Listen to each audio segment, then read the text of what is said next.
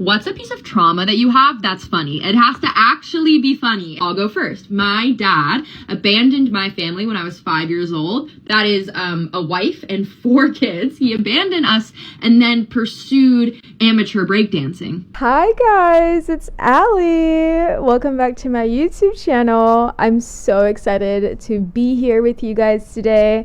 I've recently hit 500 subscribers. Okay, I hit 500 subscribers.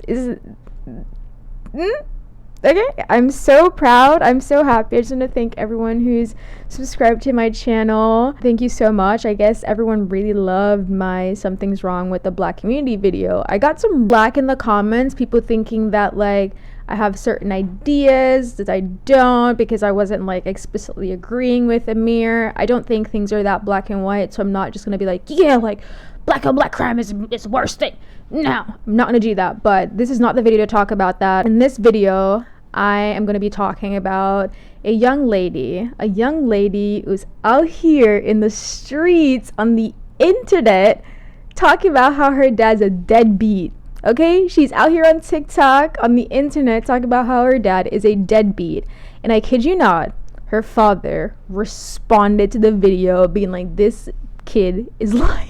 Everyone's talking about it, and I want to talk about it too, and I want to see what she's saying. I want to watch his video and hear what he's saying. And to be quite honest, like, I have a personal interest in this because I come from a family dynamic where parents have gotten separated, parents have gotten divorced, so I understand how there could be misinformation in these dynamics where parents are like lying to their kids. Not saying that like anyone lied to me, but I can see how it happens and how it becomes like an issue of side. Let's get into it. Okay, let's get into it. Let's get cringy, guys. Let's get cringy. What's a piece of trauma that you have that's funny? It has to actually be funny. I'll go first. My dad abandoned my family when I was 5 years old. That is a wife and 4 kids. He abandoned us and then pursued amateur breakdancing. And he got really good. He like blew up. Like he became like a D-list celebrity status, like viral breakdancer. He became like the oldest actively competing breakdancer in the world. Then he got on Good Morning America and talk shows, and Washington Post wrote about him, and he went super viral and he did all these interviews. Okay. First thing that pops out to me is, one, she said that her dad abandoned his wife, I guess her mom, and like her 3 siblings. She's basically painting the picture that her dad abandoned his family to go breakdance. Is that what's happening here? Because that's what I'm receiving. But is that what's happening here? Okay. He danced with Paula Abdul. Here, I'll show you. To see, take a look at this 60-year-old breakdancer. Yes, 60 years old. Amazing. That's Ben-Hana. He's competing at a breakdancing competition in Philadelphia, and he may not have won, but I tell you what, he is winning over a lot of people on the internet. Yes. He really is. Yep, he's winning over a lot of people on the internet. This guy wouldn't pay my medical bills.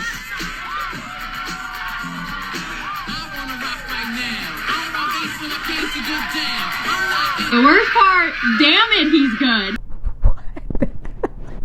Something is off about this story. She's saying that this breakdancing dad wouldn't pay her medical bills. Why? Why wouldn't he pay your medical bills? What's happening? What's the tea?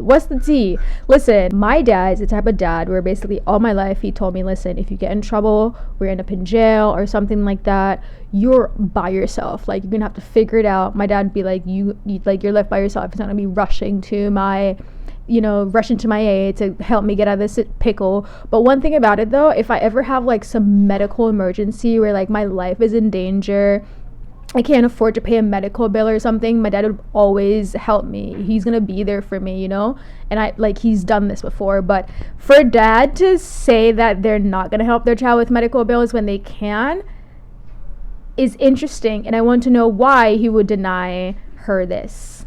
It's like impossible. It's beautiful. Hey, Dad. Like, there was no split custody or anything. Like, he just like left 4 kids to do that. He may not have paid for some of my medical bills growing up, but he did give me this breakdancing merchandise. So that's him. He's on his head. Beni-Hana is his b-boy name because his name is Ben Hart. I'll get texts like this, happy birthday, ? And then like links to his to his breakdancing video. These messages are very weird. It's like, you don't even know when your daughter is born. Like, what do you mean? Happy birthday? Is it your birthday? Very cringy. But also, she never responded. They have a very weird relationship. This is clearly very weird. It's clearly very weird. But she's like laughing about it and making it seem as if she likes her dad. But like, does she like her dad? If you have funny trauma, like actual funny haha trauma, I need to hear it. Thank you. Okay, I don't think this trauma is like funny haha at all. I just think it's extremely weird, and having experience watching my own father sort of like go through the process of like, you know, sharing a child, sharing custody, and just like being a parent away from like the actual household, it's very interesting. And I feel like there's something that she's not saying, or some information that she didn't have as a child and still doesn't have as a young adult. The dad did respond. Let's get into that, because what the hell is the dad gonna say? Okay, I wake up at 6 a.m. to do some work. I get my coffee, I sit down, I open my computer, and what am I greeted with? Well, hundreds of comments calling me a deadbeat dad, a child abandoner, and all manner of other insults. So I think, what's this all about? Well, after a few minutes of investigation, I discover that my daughter, Maddie, has made a video about me. She's a screenwriter in Hollywood. She's also a big social media influencer with millions of followers. Some of her videos get millions of views. And this video has tens of millions of views, 1 million likes, 20,000 comments, 40,000 bookmarks, 30,000 reposts. It's just insane. First of all, she ain't got no damn millions of followers. On TikTok, let's see, what does she have on TikTok? On TikTok, she has 77.4k followers. Clearly, this dad's perception of social media is a bit warped. But she does get a lot of views. Hell, this video she posted bashing him got like 7 million views. So I thought I'd better watch this video. And frankly, I was pretty chagrined by what I heard, to say the least. But honestly, the more I watch this video, the more I like it. Well, I like about 98% of it. However, I do need to correct a few statements in the video. Okay, in many ways I love this video. And of course, I love my daughter Maddie. And we get along great, at least I think we do. But a few corrections are in order, or at least a few things that need to be put in context. First, I can see that as a 5-year-old, Maddie would see her dad as having abandoned the family. One day I was living there, the next day I wasn't. And that will look like abandonment to a child. This guy is so cringy. He said, she still has those memories from when she was 5 years old. She still thinks I abandoned her just because I left. But as us adults know, that's not abandonment. That's just people's lives changing. My light was dying, so I had to adjust that. So sorry about that. Let's get back into it. Married couples do get divorced about half the time in America. And I was just living a mile or so down the street in LaGrange, Illinois. We just weren't living under the same roof. Now, about not paying medical bills, that's just not correct. Here was the financial arrangement of the divorce. Maddie's mom, my ex-wife, got $2 million at the get-go, out of the gate, a lump sum payment. Plus, I was paying her $18,000 per month in child support and alimony. That's a lot of money. That's a lot of money that this wife got. $2 million in the divorce and then $18,000 in child support each month. I guess she said she had 4 kids, but $18,000 a month. That's a lot of freaking money. All 4 of them can live off $1,000 a freaking month and put the rest of it towards their freaking college fund. They can all go to college a couple times over at that rate, you know? That's crazy. And he left when she was 5, so that meant like that's like 16 years. What? I can't even do math right now. That's like 13 years of doing this. If I was a man and I was paying $18,000 in child support to my ex-wife, I think that and the life isn't some like luxurious Kardashian life or something that they're living. It's just we have access to money, and as a result of the money that we have access to, you know, child support is what it is. I I would probably tell my daughter to go talk to her mother. I ain't gonna lie. I'd probably be like, go talk to your mother if that's the situation. Shit. What would y'all do? 18? Oh my. This was later reduced to $12,000 per month. And of course I paid health insurance and out-of-pocket medical costs. I also put $600,000 into the kids' college fund. In all, I paid out about $5 million to my ex-wife to cover costs for her and the kids. And this is in 2005 dollars. So add 50% to account for inflation. In other words, I was not a deadbeat dad at all. And by the way, Maddie did not say that in her video. But a lot of the comments assume that and say that. Now, of course, there was no way for Maddie to know how much I was paying because she was a kid. This wasn't something I talked about. Also, remember that I was living 1 mile down the road from the kids in LaGrange, Illinois. Sidewalks all the way. An easy walk or bike ride. I saw the kids all the time. No abandonment, just a divorce. Sir, that is not how Maddie feels. Maddie feels like you abandoned her. Okay, Maddie feels like you abandoned her. No matter how you put it, whether or not you left her mom, you left her. You left her. I'm sorry. No matter how much you pay in child support, it won't make up for the love that was missing when you left the household. It just won't make up for it. And I get it. Like, this idea that this dad is like clapping back at his daughter, it's really messed up as well, because clearly they all need to go to therapy. They have some things they need to resolve as a family, because she has some trauma that she's dealing with. Clearly he doesn't think there's no trauma. He thinks like you just don't understand, you were a kid, and probably that is the case. She was a kid and she doesn't understand, but there's something going on here. And their relationship is like, it seemed like it's like walking on ice. It's like they're laughing like, ha ha ha, this happened, but like it is serious. Like they're online bashing each other, unless like we're the joke. Are we the joke for looking at this? Because it's not funny. This is traumatizing. Now, I'm not going to go through all of Maddie's points here, most of which are just a repeat of what her mom's been telling the kids for the last 19 years. Shit. So he just said, basically, mom's been lying to you and you need to deal with that. You need to go to therapy and resolve. Story of my life. Let me be clear. Maddie is not lying in her videos. She is saying in these videos what she perceives to be true from her perspective. She's expressing her truth. And her perception is impacted radically by 19 years of brainwashing by my ex-wife. I don't want anyone attacking or bullying Maddie for her videos. Absolutely. Let's blame it all on the wife. Clearly. Her videos express her perspective, and I believe they are honest from her perspective. So feel free to direct negative comments my way, but please don't bully Maddie. Now, I told Maddie I liked 98% of her video, but that there were some significant inaccuracies in there, like about me not paying medical bills. That's just not true. And the implication was that I was some kind of deadbeat dad. I paid her mom millions of dollars in alimony, child support, put hundreds of thousands of dollars into the kids' college funds, paid for their health insurance, of course, and out-of-pocket medical costs, as I should have. The result was that the kids were able to live in a wealthy suburb of Chicago, attend top colleges, and pursue very good careers. Anyways, I asked Maddie to take down her video and at least correct the damaging inaccuracies. It just wasn't true that I wasn't covering medical costs. I told her almost everyone I know had seen it, including clients. It had the potential to hurt my business, hurt me professionally.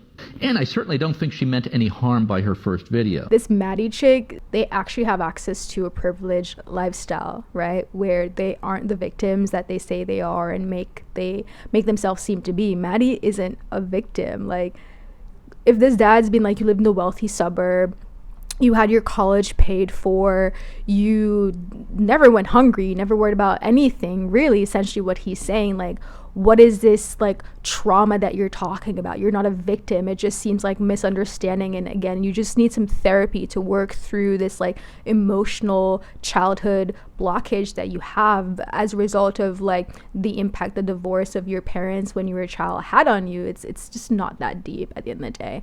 But I can also relate to her, because when you're going through the process of like processing what happened to you and how you felt about it, how deeply you feel about it, you can feel like you're the victim. But sometimes it's just freaking life. She declined to take down her video because she said her video had gone viral. So she didn't want to take it down. So she doesn't care if whether she doesn't care if the video is actually the truth. Like, she doesn't care if she's lying. This is why I'm like, she's not the victim. Like, she's clearly not a victim. She just needs therapy. I need therapy. I told her the video response is very mild and very positive. It just corrects a couple of inaccuracies. And at that point, my video on X only had a few hundred views. She watched my video and seemed to like it, thought it was funny. So then I suggested, since you aren't going to take down your video and correct it, I would at least like you to post my response video on your feed. This man making requests. He said, you need to, since you're not going to tell the truth, at least let me tell your truth. At least me tell the truth to your millions and hundreds of followers. What are you talking about? Get away from here. If she's going viral for a lie, why would she correct it? I also suggested to her that after my response video, I could fly out to Los Angeles. We could then do a collaboration video, sitting down together and hash out these issues. People would love that, I said, but she declined. So I really had no choice but to put up my response video. Man's had a whole idea planned out. He's like, let's go big. Like, let's take this to a Kardashian level. Let's go crazy. Let's just eat up the moment. Monet McMichael. Daughter's like, no. Like, even though this is a joke for me. This isn't about you, and I don't want to go through the process of talking to you about this problem. I'm like, what? Talk to your dad about it. Like, us, the people on the internet, can't help you. We just watching you eating up all this drama instead of eating dinner. It's dinner time, guys. To set the record straight, even if it only gets 200 views, which is about what I expected. Well, then my response video really started to blow up. It hit 1 million views in about 12 hours. Then 5 million views, 10 million views, 20 million views, 30 million views, and on up from there. Maddie's mom started to freak out. Sent me long text messages telling me to take my video down. I'm like, but Maddie's video is still up and has 7 million views, and that's just on TikTok. Why is the mom texting the dad to take down the video when she didn't tell her daughter to not post that crazy shit, inviting all of us into their business? That don't make no sense. Like, you'd really rather everyone in the public believe a lie about the immediate, like, the family issues you guys are having than, like, actually people know the truth. Like, that is so manipulative. Maddie is a fraud, clearly. And this dad is just kind of manipulative too, talking about we should go big, take this to Good Morning America. Plus, Maddie has posted a much more negative second video, full of inaccuracies. Here are the basic facts. Maddie's mom and I got divorced in 2005. In America, about half of marriages end in divorce, and it's natural for young children to feel abandoned. One day the father's living in the house, and the next day he's not. That can feel like abandonment. Maddie's mom and I had some very ugly legal proceedings that Maddie is largely unaware of. I don't talk about it. But our divorce was probably worse than most. I lived in LaGrange, Illinois from 2007 to 2011, just down the street from the kids. Saw the kids all the time. Then in 2011, Wanda and I bought a house in Willowbrook, Illinois, which is about an 8-minute drive from the kids. Maddie's mom then got remarried in 2012. She moved to Wilmette, Illinois, which is about a 1-hour drive north from our house. The kids were older by this point. I continued to see all kids who wanted to see me, would make the 1-hour drive to Wilmette, if any kid wanted to hang out with me. But now there's this other element. The kids are also being brainwashed into leftist woke insanity by the schools, starting in kindergarten, all the way through college and grad school. Girls in school are taught to hate men, to see themselves as victims of the so-called patriarchy. I was not expecting this man to write a whole essay on liberalism and the problems with liberalism and young girls. This is a lot. Oh boy. And they're taught that there are many genders.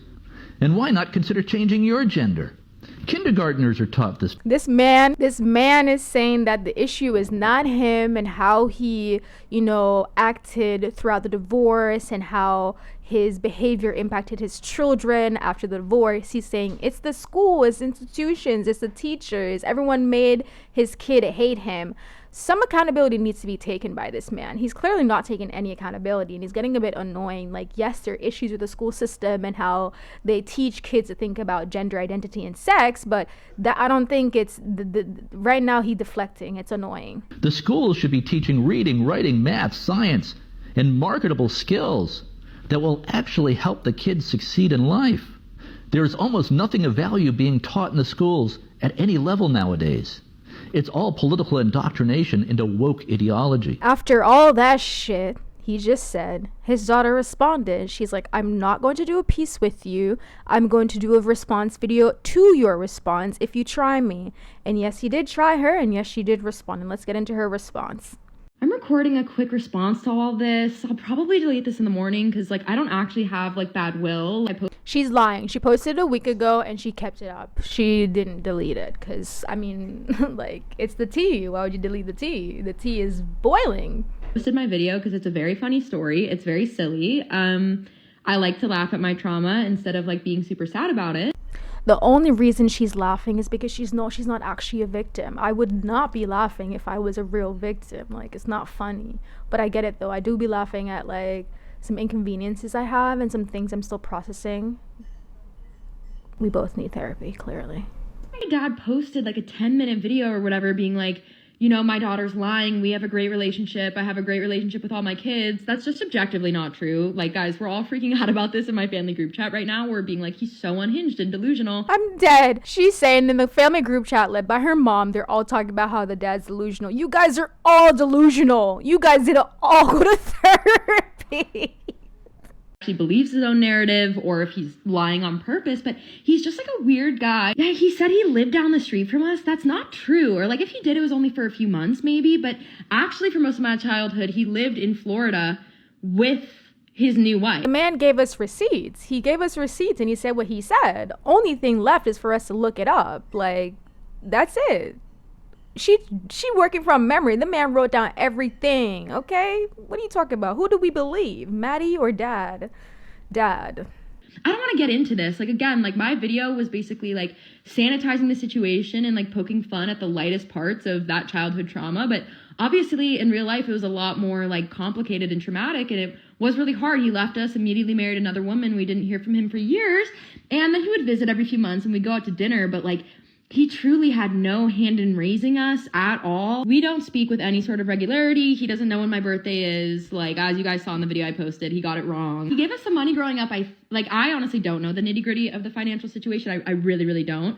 But I do know that several times I've asked him for financial help with medical expenses, like especially like in college, and he wouldn't help me. So that's what I was referring to in my video when I was like, he wouldn't pay some of my medical bills. I'll probably delete this in the morning, but I'm, 2 hard kombuchas in, and so I feel the need to kind of defend me and my family's like POV. Bottom line is this guy was a completely absent father.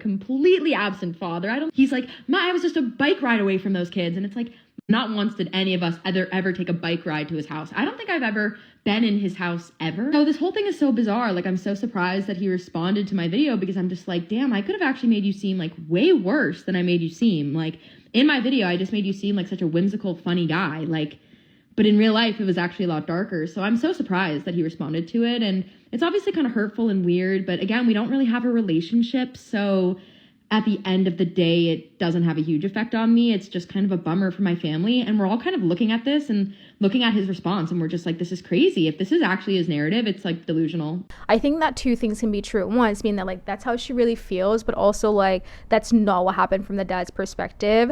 And clearly, like, they need to talk. And I don't think it's okay for her to be like, oh, he shouldn't have spoken.